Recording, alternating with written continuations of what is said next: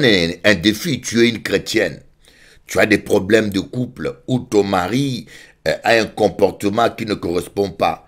Au lieu de crier sur elle, au lieu de te fâcher sur lui, au lieu de t'énerver, reste, garde ton calme, reste dans la parole de Dieu, respecte-le, honore-le et mets-toi à prier. Mets-toi à prier, prends autorité sur cet esprit mauvais qui se cache derrière lui. Mets-toi à prier, à gêner et prends autorité. Tu verras le changement. Tu verras le changement. Dieu va intervenir. Moi, je suis de ceux qui croient à la puissance de la prière. Même ton fils, même ta fille.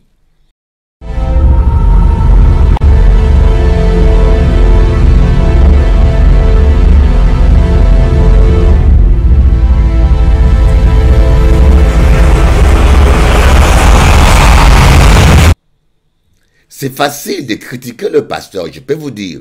Mais si toi, tu étais mieux, je crois que Dieu t'aurait mis toi à sa place. Mais si Dieu a choisi votre pasteur, ton pasteur, pour le mettre là, Dieu sait qu'elle a la capacité, il a la capacité. Et Dieu sait aussi qu'il peut compter sur tes prières et non sur tes critiques et tes murmures. Dieu sait aussi que il t'a placé toi dans cette église à côté du pasteur ou comme un simple membre parce qu'il sait que même si cet homme-là qui n'est pas parfait a des moments de faiblesse comme Moïse l'a eu, il sait que toi tu vas réagir comme Aaron et Our. Tu vas pas l'abandonner à la montagne, mais tu vas tenir ses deux bras pour qu'il puisse prier afin que Amalek soit vaincu.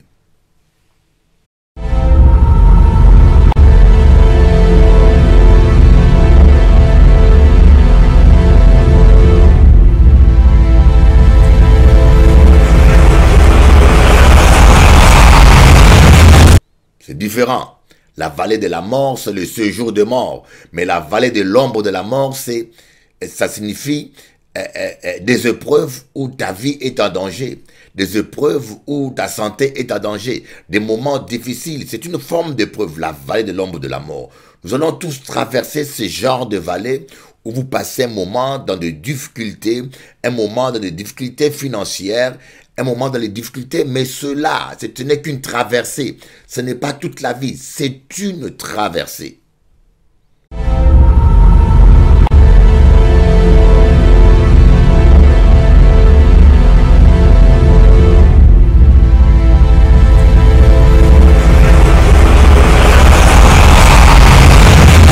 C'est Kabila. Il a une part de responsabilité. Mais nous tous les Congolais aussi, vous avez une part de responsabilité. Hein? Celui qui est allé faire des massacres, Kabila habite à Kinshasa. Bon, les soldats qui sont allés tuer, massacrer les gens au Kasaï, ce sont des Congolais, hein? Noirs de peau, hein?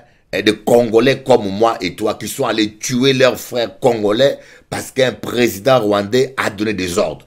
Vous trouvez ça normal? Mais je ne sais pas pourquoi les pasteurs congolais, je ne dis pas que vous devez faire la politique, au moins même en parler dans le bon sens, prier. Tu ne peux pas te taire par lâcheté. On massacre des millions, viole des femmes dans ton pays et tu vas voyager partout. Tu fais même pas mention de ça. C'est pas normal. Ce n'est pas humain. C'est une lâcheté qui frôle la complicité. Comme on dit, qui ne dit mot consent. Un jour, le peuple va vous demander qui vous êtes réellement. Un jour, vous vous en rendrez compte, votre silence est un silence complice.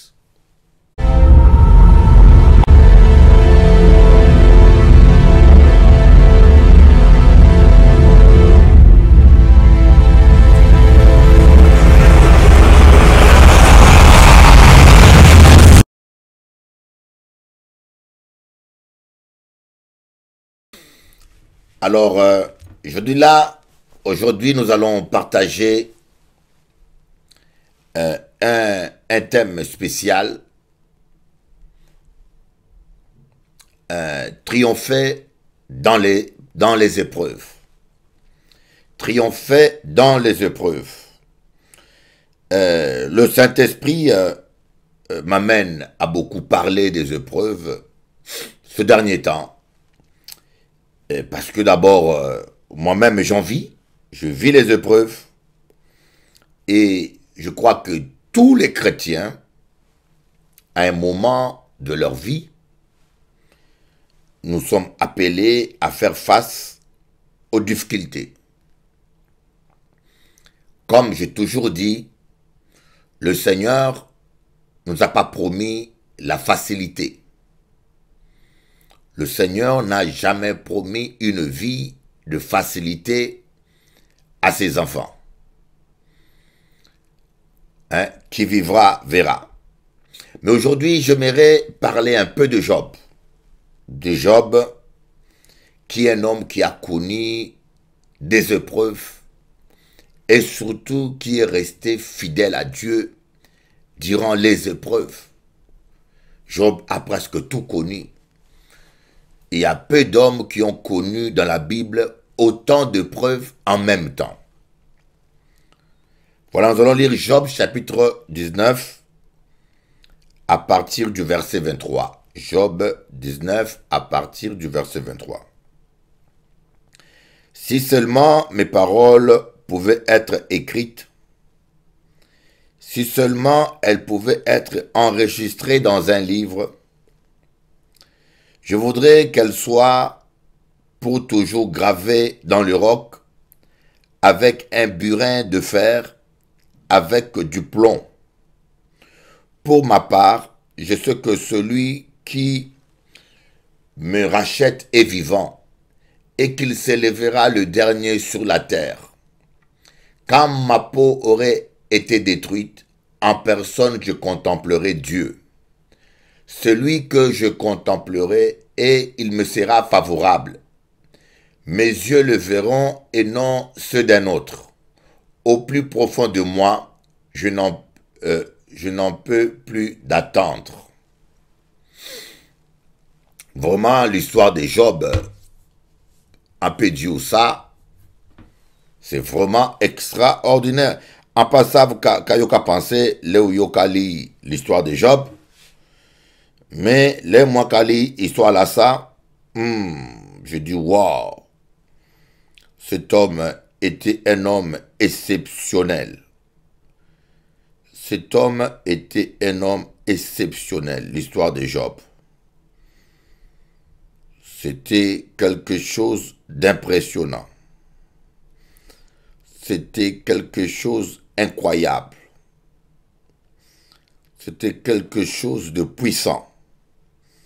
Job a vécu des épreuves que je peux vous dire, très peu d'hommes auraient pu résister et tenir à ce genre d'épreuves.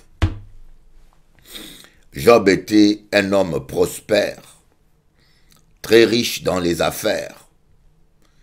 Il avait tout ce qui... tout. L'argent, des enfants, des biens, des amis et une bonne épouse. Mais il fut un moment où Job a été mis en épreuve. Alors Dieu voulait voir si Job l'aimait vraiment avec son cœur. Vous voyez? Et Job a traversé les épreuves, mais Dieu a dit à Satan, je te permets de toucher à tout sauf à sa vie, sauf à son âme. Vous voyez, Dieu donne toujours une limite à Satan. Comme dit la parole de Dieu, aucune épreuve nous est survenue qui ne soit humaine. Avec l'épreuve, Dieu qui est fidèle, il ne permettra pas que nous soyons tentés au-delà de notre capacité, de notre force. Avec l'épreuve, il prévoit toujours un moyen pour nous en sortir. Dieu prévoit toujours un moyen. Voyez, et ce qui s'est passé, le diable a attaqué la société de Job, le bétail de Job, les enfants de Job sont morts, Job a perdu ses enfants, Job a perdu ses biens, Job a tout perdu, même sa femme, il a perdu sa femme. Sa femme lui a demandé de maudire Dieu, il a refusé, sa femme est partie. Même ses amis se sont retournés contre lui, ont commencé à l'accuser. Et Job, même sa santé était atteinte. Il avait une forme d'ulcère. Et il n'avait plus rien que la vie. Et Job était dans une souffrance immense. Et en pas qu'à souhaiter que je ne souhaite pas ça pour vous, de telles épreuves. Mais je peux vous dire qu'une épreuve ne peut pas durer toute la vie. Voyez, Dieu ne nous appelle pas à vivre malheureux. Voyez, une épreuve, c'est comme un test. Un examen de bac ou un examen de permis, elle dure une journée. Voyez, nous devons toujours différencier les épreuves des blocages. Il faut avoir les blocages, c'est une activité démoniaque qui bloque notre vie suite à une désobéissance. Voyez, suite à une désobéissance, par exemple, vous désobéissez à Dieu, vous vivez dans le péché, alors vous ouvrez une porte ouverte aux démons. Ils vont en profiter pour entrer dans votre vie et ils vont essayer de vous détruire, de bloquer votre mariage par exemple. Et cela, c'est à vie. Ils vont essayer de le faire tant qu'ils le pourront. Et le blocage, ce sont des activités démoniaques, c'est comme une épreuve, mais qui n'est pas là ni pour nous former, ni pour nous corriger, mais qui est là simplement pour nous détruire. Alors qu'une épreuve, c'est des moments difficiles que nous traversons comme un test, mais qui n'est pas là pour nous détruire, mais qui est là pour nous façonner. Dieu veut nous apprendre quelque chose, Dieu veut nous façonner, il veut nous faire grandir parfois. Et quand on sort toujours de l'épreuve, on sort agrandi. Quand on sort de l'épreuve, on sort toujours béni. Vous voyez, Job était resté fidèle à Dieu jusqu'au bout. La Bible dit que Dieu lui a donné le double de ce qu'il avait perdu. J'aime ça. Dieu lui a donné le double de ce qu'il avait perdu. Voilà le Dieu que nous prions. Un Dieu qui bénit. La Bible dit que lorsque Job a prié pour ses frères, lorsque Job a prié pour ses amis, Dieu lui a donné le double. Nous allons voir cela dans Job 42, à partir du verset 10. L'Éternel rétablit la situation de Job quand celui-ci eut prié pour ses amis. Il lui accorda le double de tout ce qu'il avait possédé. Job 42, verset 10. L'Éternel rétablit la situation de Job quand celui-ci eut prié pour ses amis et il lui accorda le double de ce qu'il avait possédé. Les frères, les sœurs et les anciennes connaissances de Job vinrent tous lui rendre visite et ils mangèrent avec lui dans sa maison. Ils lui exprimèrent leur compassion et le réconfortèrent à cause de tout le malheur que l'Éternel avait fait venir sur lui. Chacun lui donna une pièce d'argent et un agneau d'or. L'Éternel bénit la dernière partie de la vie de Job beaucoup plus que la première. Il posséda 14 000 brebis, 6 000 chameaux, 1000 paires de bœufs et 10 ânes. Il eut 7 fils et 3 filles. Amen.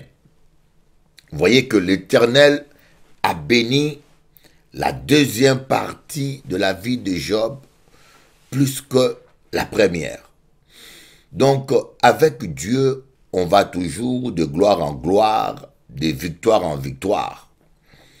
Le Seigneur n'est pas celui qui prend plaisir à voir ses enfants souffrir, à voir ses enfants dans la misère, à voir ses enfants dans la médiocrité. Mais Dieu veut que ses enfants puissent prospérer, que ses enfants puissent manquer de rien. Il veut que son serviteur soit distingué. Voyez, et je suis convaincu que c'est ça le plan de Dieu pour ta vie. La deuxième partie de ta vie sera meilleure que la première.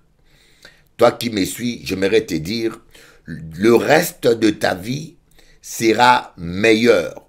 Voilà pourquoi je dis toujours aux gens, le meilleur est devant toi. Voilà pourquoi je dis toujours aux gens, le meilleur est devant toi. Si vous êtes attaché à Dieu, si vous êtes fidèle à Dieu comme Job, si vous êtes soumis à Dieu comme Job, vous pouvez être sûr que le meilleur est devant toi. Ça ne peut pas être autrement, le meilleur est devant toi parce que c'est comme ça. J'en suis convaincu en considérant la parole de Dieu, en considérant les promesses de Dieu. Nous devons avancer de gloire en gloire et de victoire en victoire. Mais nous allons parler un peu de l'épreuve que Job a eue. Voyez, il y a un problème. Les gens aiment toujours accuser, accuser, accuser. Moi, mon fils était malade et sa mère a dit que c'est moi le responsable. C'est moi le responsable. Voilà, elle a décidé que c'est moi le responsable. Voilà. Et parce qu'elle a décidé cela, elle a entraîné ma fille aussi dans la même logique. C'est ça l'erreur que les enfants vous avez. Les enfants, des fois, prennent parti pour le père ou la mère. Vous n'avez pas droit, vous ne devez jamais prendre parti. Vous êtes des enfants, vous devez rester à votre place. La Bible dit que tu dois honorer ton père et ta mère. Voyez, qu'il ait tort ou pas tort, tu dois honorer ton père et ta mère, un point très. Tu ne dois pas prendre parti. Malheureusement, il y a des mères qui manipulent les enfants. Qui manipulent les enfants pour se venger contre le père. Et des fois, les conséquences sont graves. Parce que quand les enfants grandissent, ils veulent revenir vers leur père. Des fois, certains pères n'acceptent plus. Et parce que des fois, il y a des pères qui souffrent. Quand tu as ta fille qui ne veut plus te voir, tu en souffres. Mais pour ne pas souffrir toute ta vie, des fois, certains pères s'adaptent à vivre sans leur fille. Ils s'adaptent mentalement à vivre comme s'ils n'avaient pas une fille. Mais une fois avec les années, cela est bien entré dans leur fonctionnement. Alors lorsque la fille plus tard veut revenir, mais le père déjà, dans sa tête, il s'est déjà adapté et cela devient comme une forteresse dans sa tête. Et parfois c'est difficile de changer cela. Voyez, les épreuves. Les amis de Job ont voulu à tout prix accuser Job. Et cela se passe souvent dans nos églises aussi. Dans nos églises, des fois, lorsque l'église a un problème, on accuse toujours le pasteur. Voyez, on cherche toujours un alibi. Lorsque l'église ne va pas, c'est tous les membres de l'église qui sont responsables. Ce n'est pas que le pasteur. Je vous donnerai un exemple. Yong Gishu, ce grand homme de Dieu, l'un des plus grands pasteurs modernes. Il a bâti une église de 1 million de membres. Mais à ses débuts, quand j'étais encore 3 000 à 5 000 membres, c'était un homme fainéant qui dormait. Il a donné son témoignage. Il a dit qu'un jour, il y avait culte dimanche matin. Il était tellement fainéant qu'il dormait dans son lit. Et quand il s'est réveillé, il était en pyjama. Il s'est rendu compte que c'était l'heure de culte. La panique l'a saisi. Il s'est levé vite, il a pris sa Bible. Il est rentré à l'église en pyjama pour prêcher. Et les gens se sont mis à rigoler. C'est en ce moment-là qu'il s'est rendu compte qu'il était en pyjama. Imaginez-vous le spectacle, un pasteur qui rentre dans l'église en pyjama. Sa belle-mère aurait pu le critiquer. Sa belle-mère aurait pu le mépriser. Sa belle-mère aurait pu même quitter l'église. Hein? Sa belle-mère aurait pu même quitter l'église. Mais cette femme a pris ses responsabilités. Il a fait ce qu'il avait à faire. Moi, j'aime ça. Il a fait ce qu'il avait à faire. Il s'est mis à jeûner. Elle est allée au cimetière. Dans une montagne où il y avait le cimetière, elle a creusé un trou en plein hiver. Elle est entrée dedans pour se réchauffer. Elle a fait 40 jours de jeûne. 40 jours de jeûne et de prière. Là, la belle-mère de Yonggi, pour prier pour son beau-fils. C'était même pas son fils, hein, mais pour son beau-fils. Elle n'a pas critiqué, elle n'a pas condamné, elle n'a pas accusé. Elle a fait son rôle, elle a prié. Au bout de 40 jours, Yonggi a dit que sa vie spirituelle avait complètement changé. Yonggi a dit, grâce à sa belle-mère, qui a jeûné pour lui 40 jours, sa vie a complètement changé. Mes frères et sœurs, prenons conscience. Prenons conscience. Ne rigolons pas, prenons conscience. Prenons conscience que ton pasteur peut changer par ta prière et non par tes critiques et non par tes murmures. Ton époux peut changer par tes prières et non par tes menaces et non par tes cris et non par tes scandales. Ce n'est ni par la force ni par la puissance, mais c'est par l'Esprit de Dieu que vient la victoire. Et si tu veux que le Saint-Esprit te donne la victoire, il faut que tu utilises les armes spirituelles, les armes de l'Esprit. Et parmi les armes de l'Esprit, quand nous lisons dans Éphésiens, il n'y a pas les cris, il n'y a pas les insultes, il n'y a pas la bagarre, il n'y a pas la critique, il n'y a pas la calomnie, il n'y a pas de démission. Les armes spirituelles, c'est la ceinture de la vérité, le casque du salut, l'épée de l'esprit. Voyez, nous devons prendre les armes spirituelles et prier en tout temps. C'est ça le combat. Le combat n'est pas charnel. Nous n'avons pas à lutter contre la chair et le sang, mais nous avons à lutter contre les esprits mauvais, les esprits méchants, les dominations. Je peux beau prêcher ça, mais les gens ne changent pas.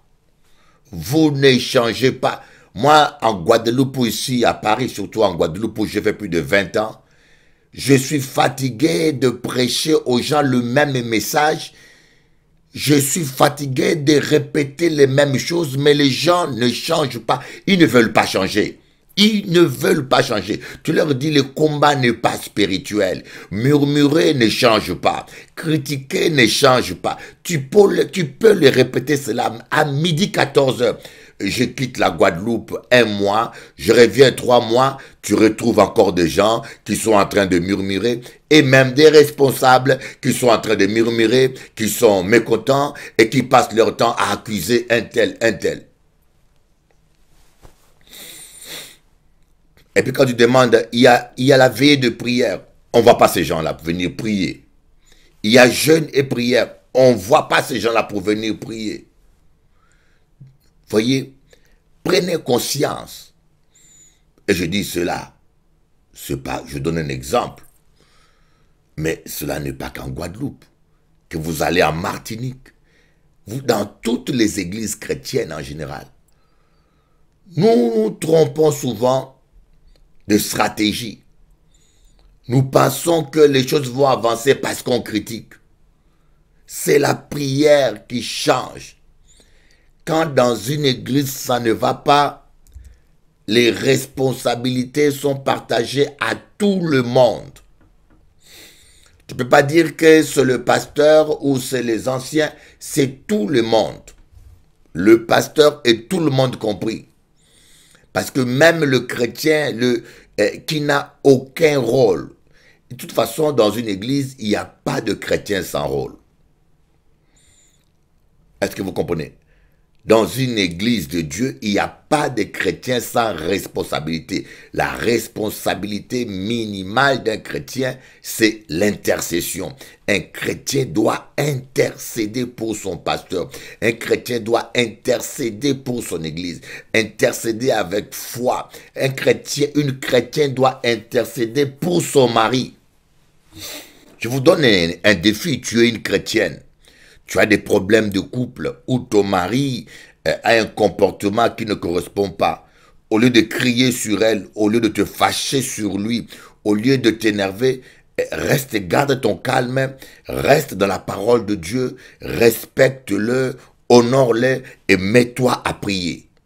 Mets-toi à prier, prends autorité sur cet esprit mauvais qui se cache derrière lui. Mets-toi à prier, à gêner et prends autorité. Tu verras le changement. Tu verras le changement. Dieu va intervenir. Moi, je suis de ceux qui croient à la puissance de la prière. Même ton fils, même ta fille. Tu as une fille qui se me conduit ou bien une fille qui passe des moments difficiles. Je parle avec une fille. Je parle avec elle, une fille de mon église, de la Guadeloupe. Je l'ai pris seule. Je dis, comment ça va ma fille? Elle va me dire, ça va pas. Maman me surveille trop. Maman me surveille trop. Ça devient de l'harcèlement à l'école. Le téléphone sonne toutes les heures. Je dis à cette sœur, peut-être que ta mère choisit mal sa stratégie, mais si elle le fait, c'est parce qu'elle t'aime. Si elle le fait parce qu'elle t'aime beaucoup, parce que tu es précieux pour elle. Elle croit bien faire. Ce n'est pas de la méchanceté. Vous savez, il y a des gens qui vous aiment, mais qui s'y prennent mal. Mais j'aimerais te dire, ce n'est pas en harcelant un enfant ou en l'appelant toutes les 1 heure, toutes les 2 heures, que tu vas l'empêcher de tomber ou de faire des bêtises. Prie pour elle, prie pour elle. Prie pour elle. Tu la surveilles, oui, tu as le droit de le surveiller, mais pas jusqu'à l'harceler.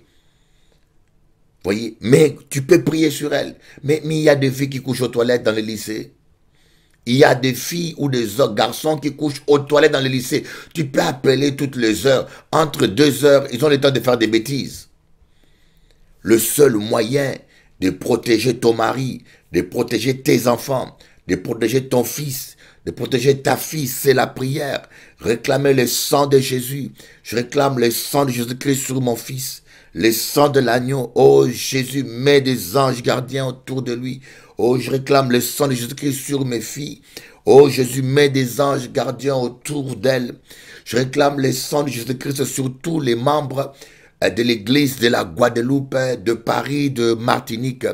Seigneur, je prie pour tous les pasteurs que j'ai formés et même tous les pasteurs qui ne sont plus avec nous.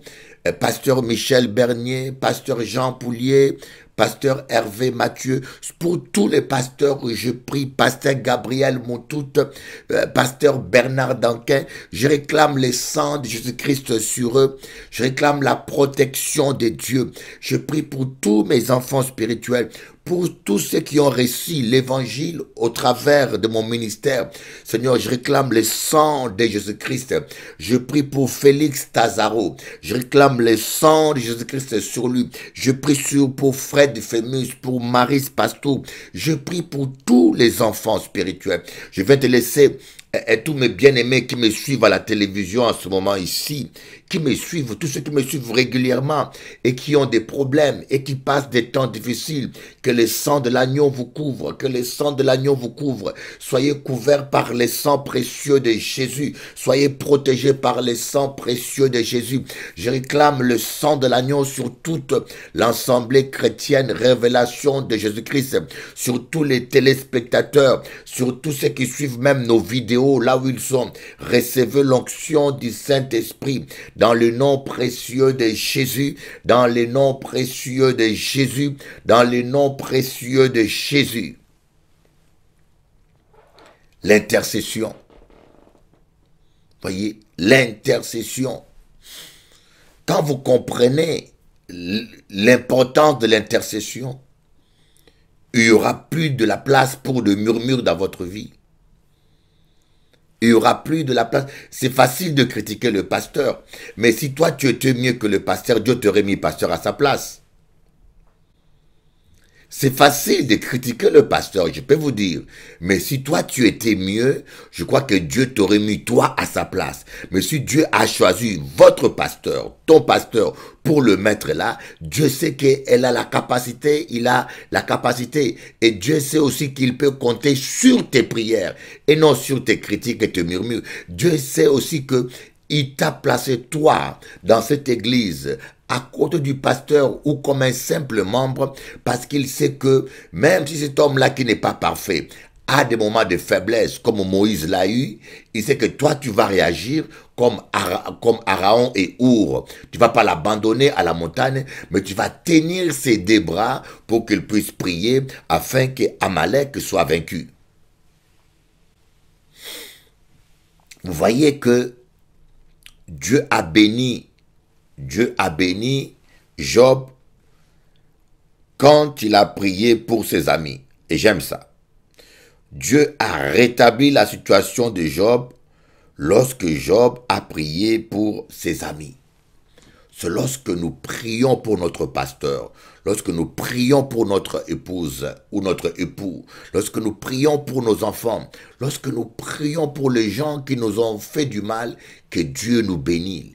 L'intercession est une clé de la bénédiction. Je ne sais pas, je ne pense pas que si Job n'avait pas prié pour ses amis, ou s'il avait gardé rancune, Dieu l'aurait béni. Mais j'ai beaucoup aimé la déclaration de Job. Crois-moi, il y aura toujours des gens pour vous accuser. Vous voyez, les amis de Job, ils n'ont pas fait leur travail. Au lieu de conseiller Job, d'encourager Job, ils essayent de culpabiliser Job pour faire croire à Job que ce qui lui arrive et ce qu'il vit, c'était à cause d'un certain péché imaginaire. Ils ont dit à Job, ce qui t'arrive, c'est parce que tu as péché. Et quand Job a dit, je n'ai pas péché, je n'ai rien à me reprocher, ces gens-là sont allés jusqu'à traiter Job d'orgueilleux. Ils ont dit, Job, tu n'es qu'un orgueilleux. Job, tu es orgueilleux. Tu as trop d'orgueil, Job. C'est l'orgueil qui t'aveugle, Job. Comment tu peux dire ça? Comment tu peux dire ça? Donc ces gens-là n'ont fait qu'un mauvais travail. Vous voyez, ce n'est pas parce que quelqu'un traverse un temps difficile qu'il a obligatoirement péché. Il y a des gens qui n'ont pas commis de péché, mais qui traversent une épreuve. Dieu les façonne, ou Dieu les brise. Dieu est en train de leur apprendre des choses. Vous voyez, c'est pas parce que quelqu'un passe un temps difficile qu'obligatoirement qu'il a un démon, qu'il a un blocage. Non. Je dis bien, les épreuves, ce sont des moments qui ne s'éternisent pas. Vous ne pouvez pas vivre malheureux toute votre vie dans la tristesse et puis tu dis que c'est Dieu qui est en train de me façonner. Non, non, non. Le royaume des cieux, c'est la paix, la joie et la justice par le Saint-Esprit. L'épreuve, ce sont des moments momentanés. Je ne pense pas que Job a fait plus d'1 an dans cette épreuve. L'épreuve n'a duré peut-être que quelques mois,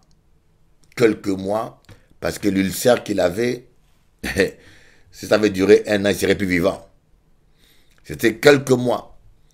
Mais la prospérité qu'il a eue, c'était pour le restant de sa vie. Comme David a dit, le bonheur et la grâce m'accompagneront tous les jours de ma vie. Et quand David a dit, je serai sans crainte, même quand je traverserai la vallée de l'ombre. Ce n'est pas la vallée de la mort, mais c'est la vallée de l'ombre de la mort. C'est différent. La vallée de la mort, c'est le séjour de mort. Mais la vallée de l'ombre de la mort, ça signifie des épreuves où ta vie est en danger. Des épreuves où ta santé est en danger. Des moments difficiles. C'est une forme d'épreuve, la vallée de l'ombre de la mort. Nous allons tous traverser ce genre de vallée où vous passez un moment dans des difficultés, un moment dans des difficultés financières, un moment dans les difficultés, mais cela, ce n'est qu'une traversée. Ce n'est pas toute la vie, c'est une traversée.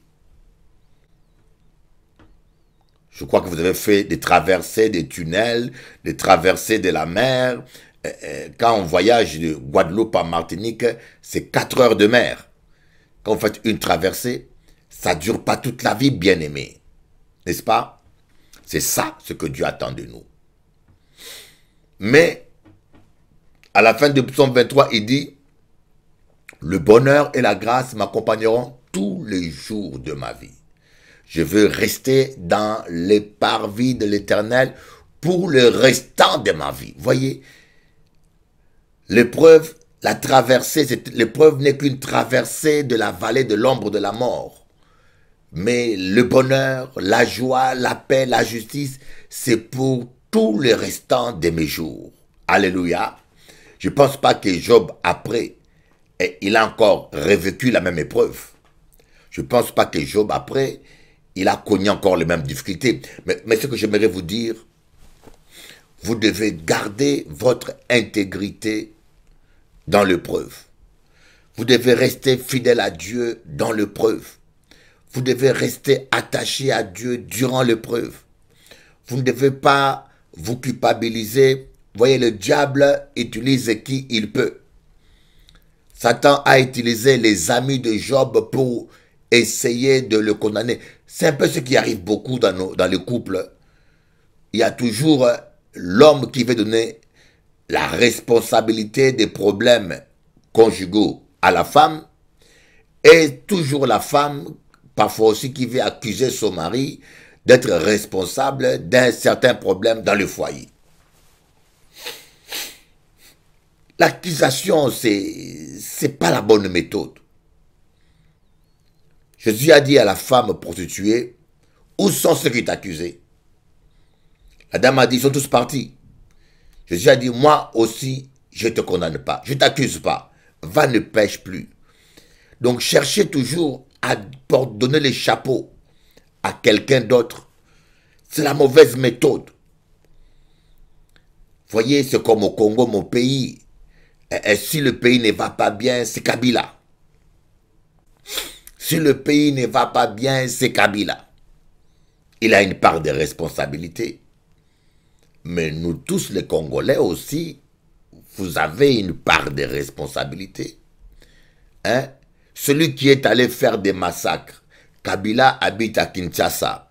Bon, les soldats qui sont allés tuer, massacrer les gens au Kasaï, ce sont des Congolais, hein, noirs de peau, hein, et des Congolais comme moi et toi qui sont allés tuer leurs frères congolais parce qu'un président rwandais a donné des ordres. Vous trouvez ça normal? Est-ce que vous trouvez ça normal, hein? Quel peuple nous sommes, Congolais, hein? Boza batuto banyama.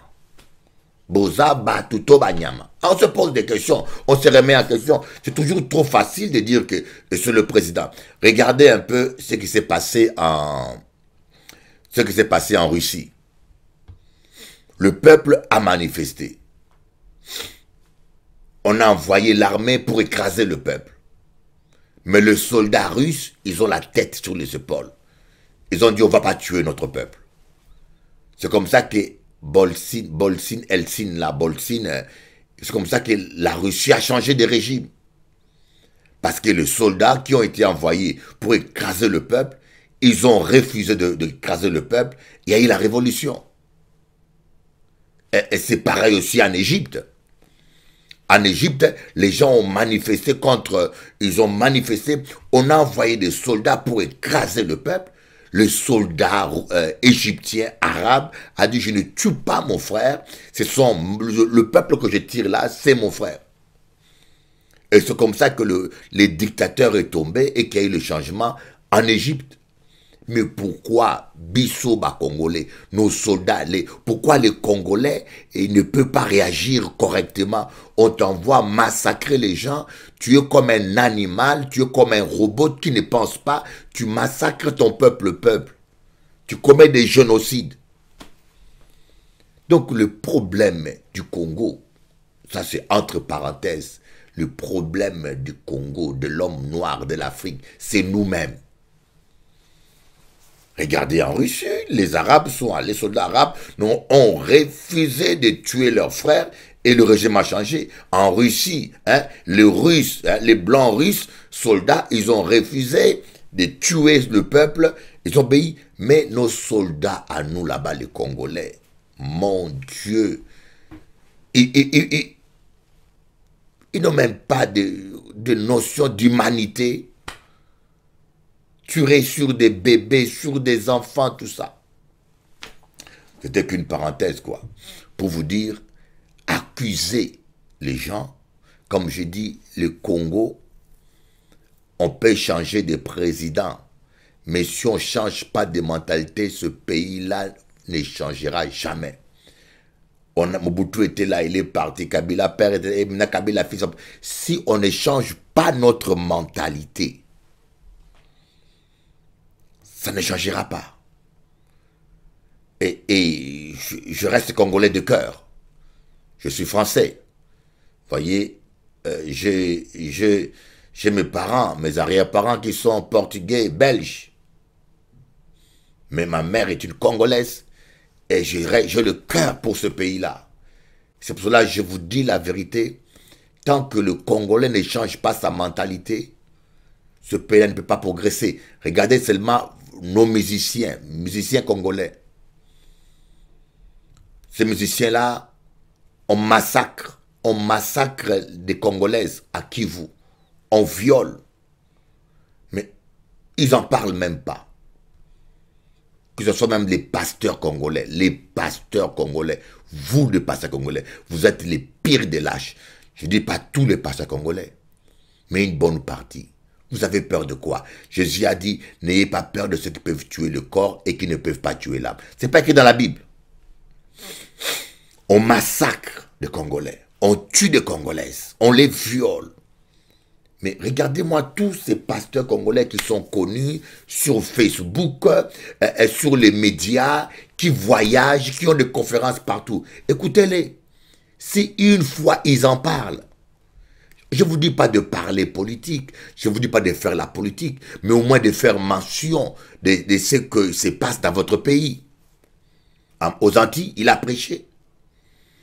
Mais il n'a pas pris même pas un petit instant de 1 minute pour dire « Prions pour mon pays, on veut des femmes là-bas ». Rien.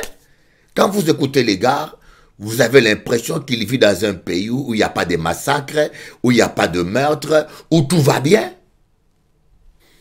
Mais je ne sais pas pourquoi les pasteurs congolais, je ne dis pas que vous devez faire la politique, au moins même en parler dans le bon sens, prier. Tu ne peux pas te taire par lâcheté. On massacre des millions, viole des femmes dans ton pays et tu vas voyager partout. Tu fais même pas mention de ça. C'est pas normal. Ce n'est pas humain. C'est une lâcheté qui frôle la complicité. Comme on dit, qui ne dit mot consent. Un jour, le peuple va vous demander qui vous êtes réellement. Un jour, vous vous en rendrez compte. Votre silence est un silence complice. Voilà un peu la situation. Comme je disais, accuser n'est pas le problème. C'est trop facile d'accuser les gens. Mais nous devons prier. Nous devons prier. Bien sûr, on peut reprendre les gens. Il faut reprendre les gens. La parole de Dieu est faite pour corriger, reprendre. Les Écritures sont là. Corriger et reprendre. C'est ce que je viens de faire. Je parle à tous les pasteurs congolais. Il dit, quel est votre rôle? Voyez? Mais, accuser, c'est trop facile. Il faut que nous prenions position dans la prière. Prenons position dans la prière. Job a gardé sa foi ferme. Il était tellement sûr qu'il va triompher qu'il dit, je voudrais que cela soit gravé quelque part. Je voudrais que cela soit gravé quelque part. Je voudrais que cela soit gravé quelque part, par écrit, par les reins ou par le plomb, que cela soit écrit pour que la génération qui vienne se rappelle de cela. Je sais que mon Rédempteur est vivant et qu'il se lèvera le dernier et mes propres yeux le verront. Et mon propre, vous voyez, ce que vous déclarez durant l'épreuve détermine l'issue de l'épreuve. Ce que vous déclarez durant l'épreuve détermine l'issue de votre épreuve. Déclarez des bonnes paroles. Déclarez des bonnes paroles et vous allez vivre la gloire de Dieu. Ne déclarez pas que c'est fini pour moi. Ne dites pas je suis fini. Ne dites pas que je n'ai pas de chance. Non, déclarez que au nom de Jésus, je m'en sortirai. Au nom de Jésus, mon fils guérira. Au nom de Jésus, il va servir Dieu. Au nom de Jésus, ma fille va servir Dieu. Au nom de Jésus, la parole de Dieu s'accomplira. Au nom de Jésus, le Congo se relèvera. Au nom de Jésus, la France va être restaurée au nom de Jésus. Je déclare que mon épouse va changer au nom de Jésus. Je déclare que mon époux va changer au nom de Jésus. Je déclare au nom de Jésus. Alléluia. Que le Seigneur Dieu vous bénisse tous. Je te dis, ma soeur, tu vas t'en sortir. Crois-le. Ne doute pas. Tu vas t'en sortir. Saisis la parole de Dieu, saisis les promesses de Dieu et dis, je vais m'en sortir. Je te le dis et je te le répète, tu vas t'en sortir. Tant que tu restes fidèle à Dieu, tant que tu restes dans la sainteté, tu vas t'en sortir parce que Dieu n'abandonne jamais ses enfants. Je te l'ai dit, Dieu n'abandonne jamais ses enfants. Dieu, il n'abandonne jamais ses enfants. Dieu ne t'a pas abandonné. Tu vas t'en sortir, tu vas triompher et le meilleur devant toi, Dieu te bénira comme Job. Si tu agis comme Job, Dieu te bénira comme il a béni Job. Je répète, si tu réagis comme Job, Dieu va te bénir comme il a béni Job. Dieu fera la même chose si tu réagis comme Job.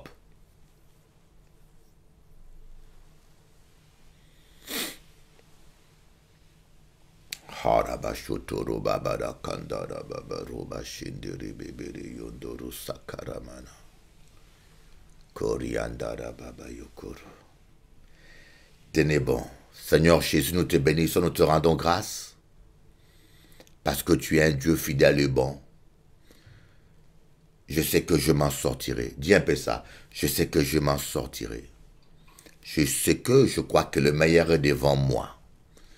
Je sais que tu ne m'as pas abandonné. Pardonne-moi chaque fois que j'ai douté de ta parole. Mais je sais que tu ne m'as pas abandonné. Tu n'es pas un homme pour mentir. Ta parole me dit, jamais tu m'abandonneras, jamais tu me délaisseras. Seigneur, merci pour ton sang qui me purifie. Malgré ce temps difficile, malgré ce moment difficile, malgré ces circonstances négatives, je continue à croire que le bonheur et la grâce m'accompagneront tous les jours de ma vie. Je continue à croire que je m'en sortirai.